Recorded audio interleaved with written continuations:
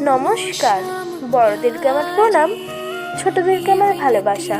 আজকে আমি মাটির থালার উপর ছোট্ট লালার ছবিটির শেষ পর্ব তোমাদের সাথে শেয়ার করছি। এই ছবিতে আমি ছোট্ট লালার মাখন খাওয়ার দৃশ্যটি তুলে ধরেছি।